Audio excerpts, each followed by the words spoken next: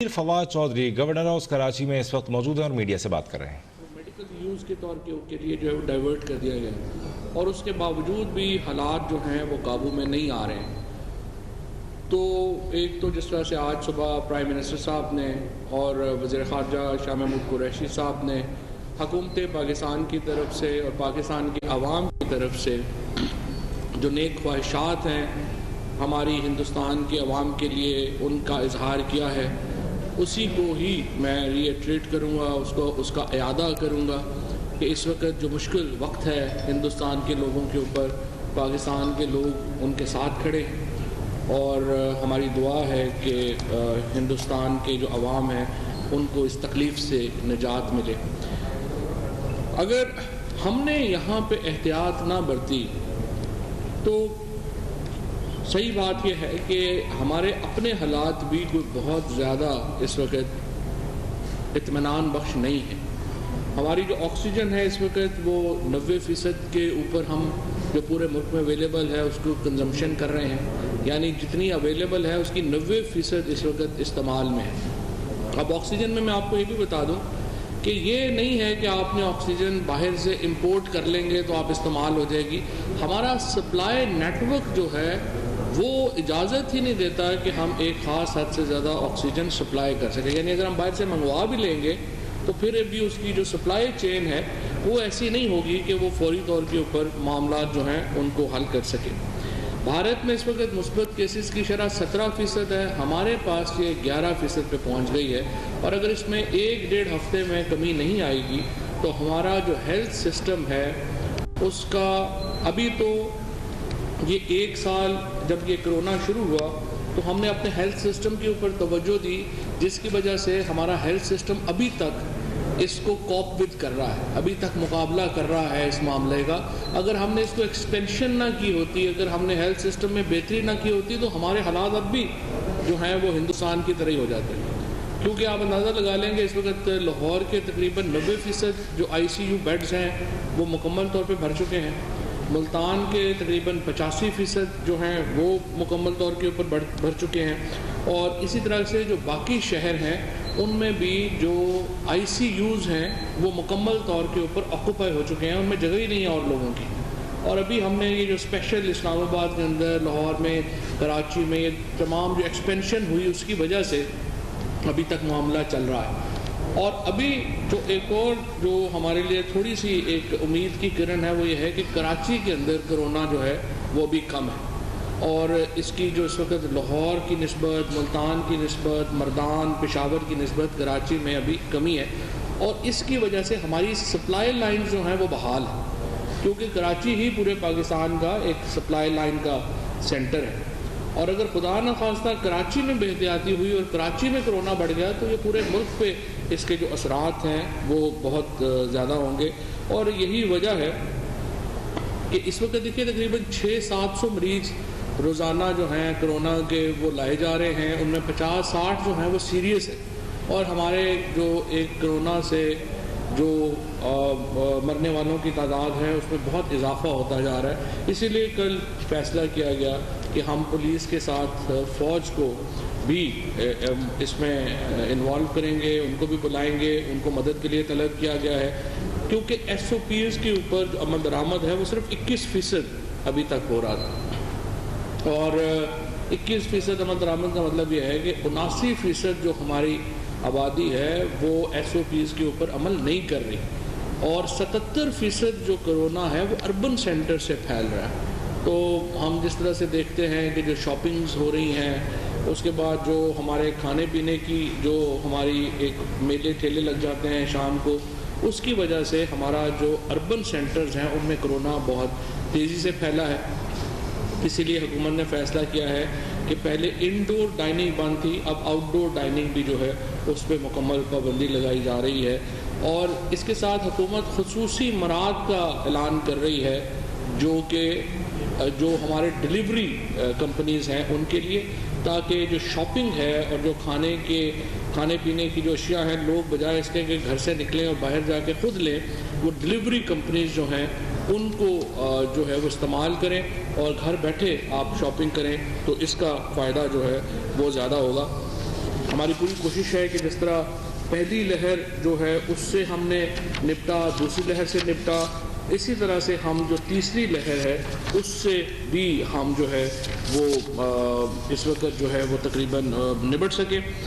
اور تھوڑا سا میں آپ کو یہ بھی بتا دوں، گجرانوالہ میں اس وقت 88% وینٹیلیٹر جو ہیں وہ آکوپائڈ ہیں، ملتان میں 85%، لاہور میں 83% اور مردان میں 60% وینٹیلیٹرز جو ہیں وہ آکوپائڈ ہیں۔ آکسیجن بیڈز جو ہیں وہ گجرانوالہ میں 85%، پشاور میں 77%، سوابی میں 71% اور مردان میں 68% جو ہیں وہ اس وقت جو ہیں وہ آکوپائڈ ہیں۔ 24 اپریل کو پاکستان میں کل جو کووڈ کیسز تھے وہ 86,529 تھے۔ ان میں پنجاب میں سب سے زیادہ ہیں 23,590، سندھ میں 12,786۔ کے پی کا ہمارے لیے بہت ایک ورنگ سچویشن ہے، کیونکہ کے پی میں کئی جگہوں کے اوپر جو کرونا کی ریشو ہے وہ 40% تک بھی پہنچ گئی ہے۔ مثلا مردان جو ہے وہاں پہ تقریباً اس وقت 40% کے قریب جو ہے وہ ریشو جو ہے وہ پہنچ گئی ہے۔ بلوچستان اور گلگت بلتستان کی صورتحال نسبتاً باقی ملک سے جو ہے وہ بہتر ہے، اور اس کی وجہ سے ہمارا ایک اوور آل جو ہماری ایک سال کی جیسا میں نے کہا کہ جو تیاری تھی اس کی وجہ سے ہمارا اس وقت سچویشن جو ہے وہ ابھی تک اتنی خراب نہیں ہوئی ہے۔ 560 وینٹیلیٹرز اس وقت پورے پاکستان میں جو ہیں وہ آکوپائڈ ہیں، اور ہماری دعا یہ ہے کہ اس وقت یہ جو ہماری جو کرونا کی یہ لہر ہے وہ جلد اس ہفتے نیچے آئے، اور خصوصاً کراچی جو ہے وہ اس لہر سے بچ سکے۔ اور جہاں تک اس وقت ہماری حکومت کی جو پوری کوشش رہی ہے، پچھلے ایک سال میں ہم نے پوری کوشش کی کہ جو کرونا کے جو معاملات ہیں اس میں کمپلیٹ لاک ڈاؤن سے بچا جا سکے۔ کمپلیٹ لاک ڈاؤن میں ہمارا جو بنیادی مسئلہ آتا ہے وہ آتا ہے کہ جو ہمارے دیہڑی دار ہیں، جو ہمارے غریب طبقہ ہے، اور پھر جو تاجر حضرات ہیں جنہوں نے اسی مہینے میں کمائی کرنی ہے، اگر مکمل لاک ڈاؤن لگا دیں گے تو ان کی جو سچویشن ہے اس کے اوپر بڑے برے اثرات مرتب ہوں گے۔ تو ہماری اپیل بھی ہے، درخواست بھی ہے تمام اپنے خصوصاً جو ہمارے تاجر برادری ہے اور جو ہمارے لوگ ہیں جو کہ باقی لوگ اس وقت جو کام کر رہے ہیں، کہ آپ کم از کم اپنے SOPs جو ہیں ان کو فالو کریں، کیونکہ اگر ہم نے الٹیمیٹلی لوگوں کی زندگیاں اگر خطرے میں آئیں گی تو پھر یہ معیشت جو ہے ظاہر ہے یہ پیچھے رہ جائے گی، اور لوگوں کی زندگیاں زیادہ اہم جو ہیں وہ ہیں۔ سو ہمیں اس کے لیے ڈراسٹک اقدامات کرنے پڑیں گے جس میں لاک ڈاؤن بھی شامل ہے۔ ہم مکمل لاک ڈاؤن کو پرائم منسٹر صاحب نے رجسٹ کیا ہے، انہوں نے ہمیشہ کوشش کی ہے کہ ایک ایسا سسٹم ہم نافذ کریں جس میں کہ چیزیں جو ہیں وہ بہتری کی طرف جا سکیں، اور ہم اس کو جو ہے وہ مکمل لاک ڈاؤن نہ ہو تاکہ ایک معیشت کا پہیہ جو ہے وہ چلتا رہے۔ لیکن اگر ایک ہفتے تک یہ معاملات جو ہیں وہ نیچے نہیں آئے تو پھر ہمیں مکمل لاک ڈاؤن کا بھی جو ہے وہ سوچنا پڑے گا۔ میں یہاں پہ ذرا آج آ رہی تھی کراچی میں مریم نواز شریف صاحبہ، مجھے خوشی ہے کہ انہوں نے بھی اس کو جو ہے اپنا دورہ ملتوی کیا ہے۔ یہ ایک مثبت پیش رفت ہے، اور ہماری جو سیاسی جماعتیں ہیں ان کو ایک سیریس اس کے اوپر اپنی جو ان کی کارروائیاں ہیں ان کو دیکھنا پڑے گا، اور کوشش کرنی چاہیے کہ حکومت کی مدد کر سکیں آپ، کیونکہ سیاست بھی ہے یا باقی چیزیں ہیں وہ زندگی کے ساتھ ہی، اور اگر زندگی کو خطرہ لاحق ہو جائے گا تو پھر آپ کیا کریں گے۔ سو یہ ایک مثبت پیش رفت ہے۔ دوسری طرف میں الیکشن کمیشن کو بھی یہ درخواست کرنا چاہوں گا کہ یہ جو کرونا ہے، ہمیں الیکشنز ہو رہے ہیں، الیکشن کے ساتھ جو ہے وہ بھی چلتا ہے، لیکن آپ کو بیٹھ کے ایک الیکشن SOPs بنانی چاہیے، اور یہ دیکھنا چاہیے کہ جو پولیٹیکل پارٹیز یا پولیٹیکل لوگ جو کیمپین چلا رہے ہیں وہ کن SOPs کے تحت وہ کیمپینز چلائیں،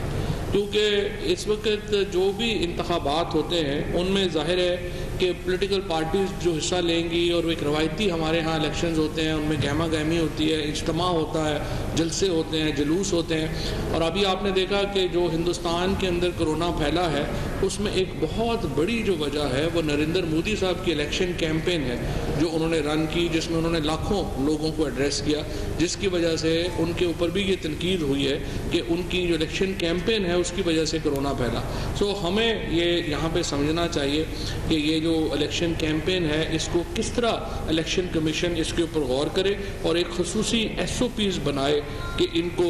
جو ہمارے کرونا کے معاملات ہیں ان کو بھی مد نظر رکھے.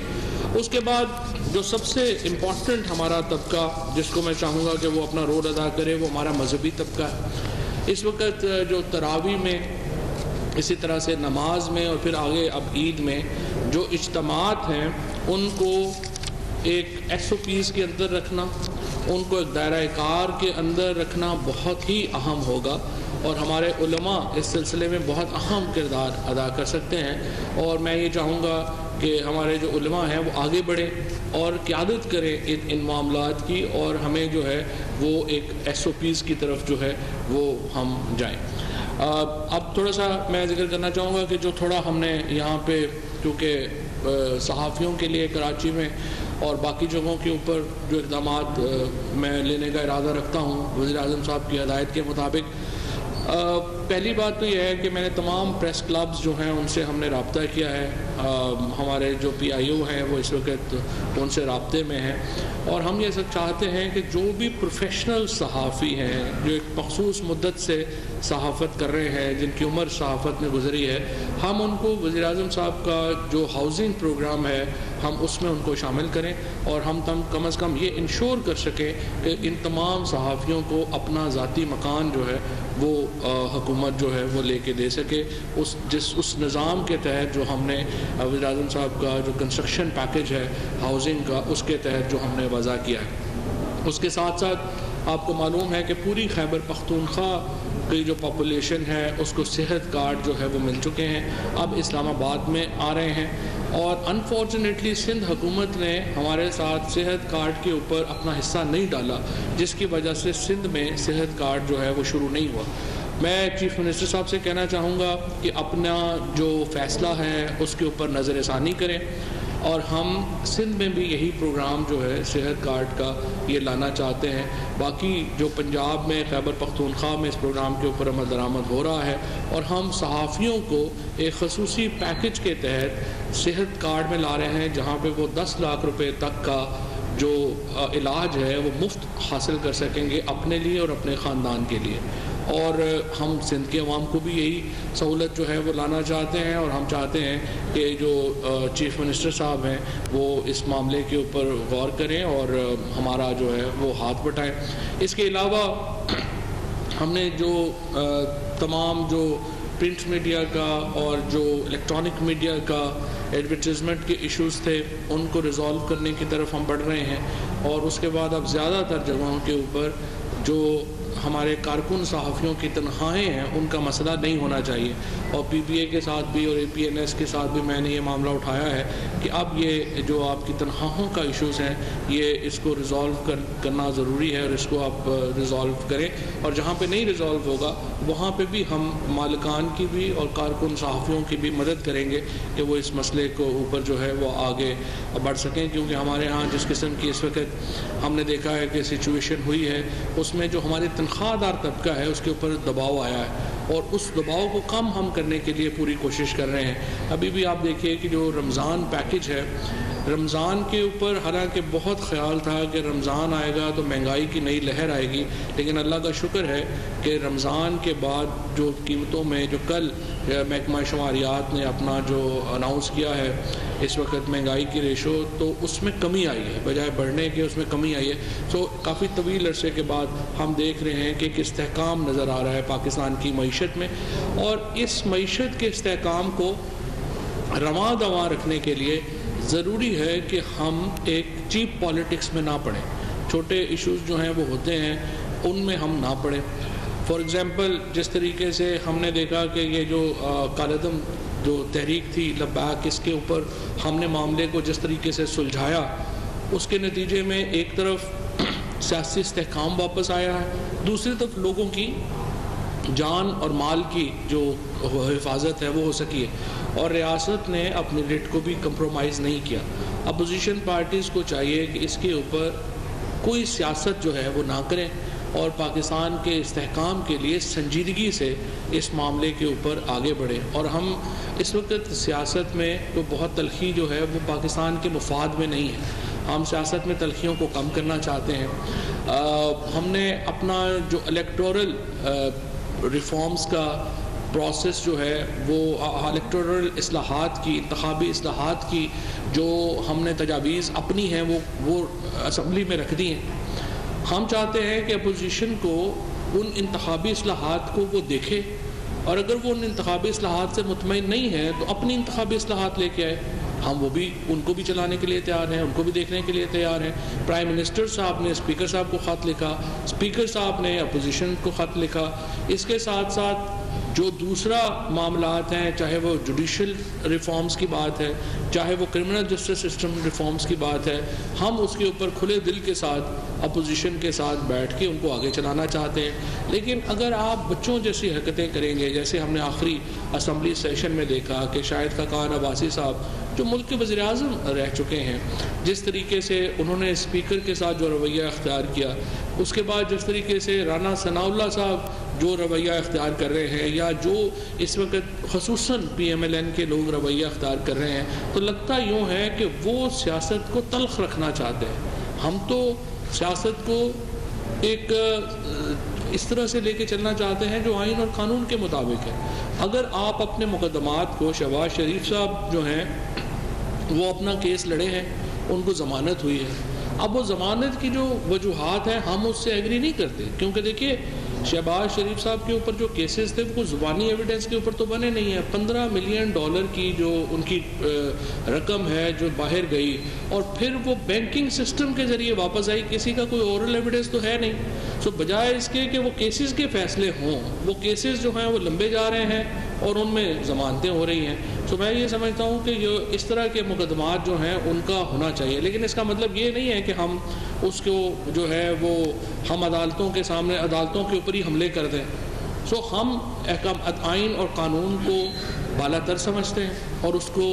اس کے ساتھ جو ہے وہ ہم آگے چل رہے ہیں. اور یہی جو ہے ہم سندھ حکومت کے ساتھ بھی جو پوری کوآپریشن ہے وہ ہم کر رہے ہیں. سندھ حکومت کی طرف سے اگر کوآپریشن نہیں ہوتی, اور کئی جگہوں پہ جس طرح سے یہ میں نے صحت کارڈ کا آپ کو معاملہ دیا ہے, اسی طریقے سے خود پیپلز پارٹی نے یہ وعدہ کیا تھا کہ فاٹا کا جو پیسہ ہے جو NFC سے فاٹا کو دیا جائے گا وہ فاٹا کو نہیں ملا. اسی طریقے سے جو وعدے کیے پیپلز پارٹی نے وہ پورے نہیں کیے ہیں, اور انفارچونیٹلی 2 سالوں میں 1600 ارب روپیہ جو سندھ میں آیا ہے اس کی اکاؤنٹیبلٹی بھی کوئی نہیں ہو رہی. اور ہمارے جو MPA صاحبان یہاں پہ بیٹھے ہیں, لیڈر آف اپوزیشن یہاں پہ بیٹھے ہیں, جب وہ سوال کرتے ہیں تو ان کے اوپر دہشت گردی کے پرچے کیے جاتے ہیں. آپ نے دیکھا کہ علیم عادل شیخ نے جس طریقے سے ان کے اوپر جو پرچے ہوئے, جس طریقے سے انہوں نے کیس فائٹ آؤٹ کیا, ہمارے MPAs کے سے سیکیورٹی وڈرا کر لی, صرف یہ سوال اٹھانے کے اوپر کہ آخر اتنا پیسہ جو سندھ میں آیا ہے وہ گیا کدھر ہے. اس کا حساب کتاب جو ہے وہ بہرحال ہونا چاہیے. یہ عوام کا پیسہ ہے, اور وہ پیسہ جو ہے اس کی کوئی ہمارے سامنے آنی چاہیے کہ آپ نے ان پیسوں کا کیا کیا ہے, کدھر گئے ہیں, کیسے لگے ہیں. اور اب آپ کراچی کی سچویشن دیکھیں,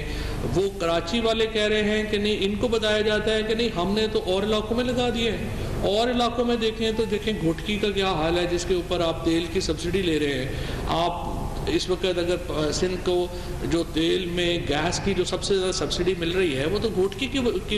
ذخائر پہ ملتی ہے, تو وہاں پہ ان کو کیا ملتا ہے, بدین کو کیا ملتا ہے, باقی اضلاع کو کیا ملتا ہے. سو پورے سندھ کو ایک کھنڈرات میں تبدیل کر دیا گیا ہے, جو ظاہر ہے یہ اہم سوال ہیں جو ہمارے یہاں کے جو نمائندے ہیں وہ ہمیشہ سامنے رکھتے ہیں. ان کا جواب آنے کے بجائے ان پہ مقدمات اگر آپ بنا دیں گے تو یہ تو کوئی طریقہ جو ہے وہ نہیں چلے گا. بہرحال ہم پھر سمجھتے ہیں کہ حکومت میں رہتے ہوئے ہم آگے بڑھنا چاہتے ہیں, ہم اصلاحات کی طرف بڑھنا چاہتے ہیں, اور یہی وہ سوچ ہے جس کی بنیاد کے اوپر ہم اپوزیشن کے ساتھ ڈیل کرنا چاہتے ہیں.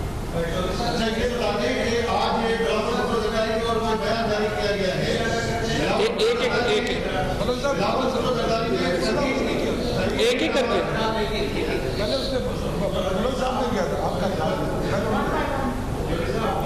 اطلاعات فواز چودھری.